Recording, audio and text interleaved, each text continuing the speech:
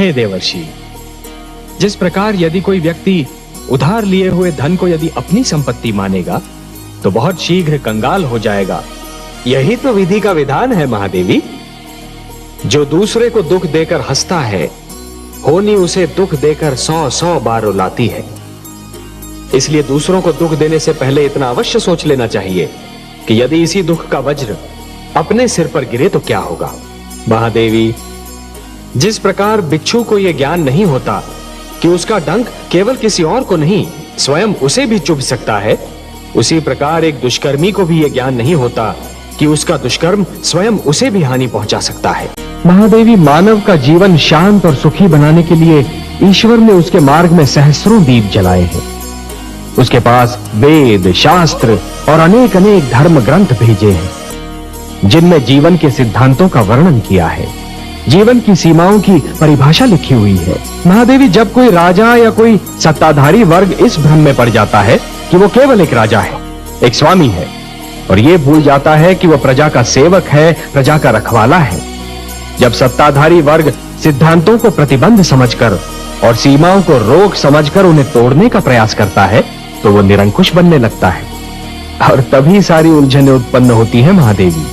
महादेवी, मैं मानव जीवन की उस विडंबना के विषय में विचार कर रहा था कि मानव कभी कभी बनना कुछ चाहता है और परिस्थितियां उसे कुछ और ही बना देती हैं। जब पीड़ित और आतंकित वर्ग की पीठ पीछे हटते हटते दीवार से लग जाती है महादेवी, जब उनके लिए और पीछे हटना संभव ही नहीं होता, तो फिर वो अपने प्राणों की रक्षा करने के लिए आगे बढ़ जाते हैं।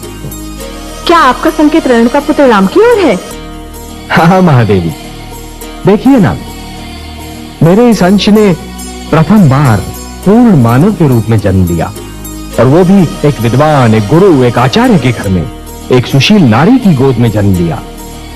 उसके रूप में मानव समाज को एक विद्वान, एक गुरु और एक आचार्य भी मिल सकता था, परंतु परिस्थितियां उसे योद्धा बनने पर विवश कर रही हैं महादेवी।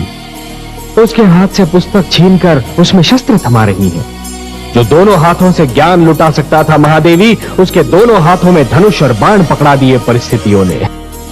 सत्ताधारी वर्ग की निरंकुशता दमन को जन्म देती है। दमन उत्पात का कारण बनता है, उत्पात अराजकता उत्पन्न करता है, और फिर अराजकता विद्रोह का रूप धारण कर लेती है महादेवी, सारा संसार मुझे पालनहार के रूप में जानता है। तो ऐसा हुआ महादेवी, जैसे श्रावण की घनघोर घटा वर्षा के स्थान पर सूरज की तपती किरणें लुटाने लगे। ये तो परस्पर विरोधी बात हुई ना महादेवी। ये मैं बार बार यही कहता हूं कि कभी किसी को किसी का बुरा नहीं सोचना चाहिए, क्योंकि जो भी व्यक्ति किसी और का बुरा सोचता है, अंत में उसका भी बुरा हो ही जाता है। जो भी व्यक्ति ये समझते हैं कि ये तंत्र मंत्र, ये सर्वनाश और अंधकार की शक्तियां केवल किसी और को ही क्षति पहुंचा सकती हैं, तो वो उनका भ्रम है। सत्य तो ये है महादेवी कि जो ईश्वर के सच्चे भक्त होते हैं, जो स्वयं ईश्वर पर संपूर्ण विश्वास करते हैं, ये तंत्र मंत्र की शक्तियां उनका बाल भी नहीं बांका कर सकती। इस प्रकार द्वेष और घृणा का मारा व्यक्ति पड़ोसी के घर को जलते हुए देख ये भूल जाता है कि उसी अग्नि की लपटें स्वयं उसका घर भी जला सकती हैं। उसी प्रकार जो व्यक्ति तंत्र मंत्र में विश्वास करता है, वो ये भूल जाता है कि यही तंत्र मंत्र की शक्तियां स्वयं उसका भी सर्वनाश कर सकती हैं। महादेवी, कि जिस प्रकार जब एक पुरुष भटक जाता है तो केवल एक ही व्यक्ति भटकता है, परंतु जब एक नारी के पैर डगमगाने लगते हैं तो समस्त परिवार डगमगा जाता है। उसी प्रकार जब एक शिष्य भटक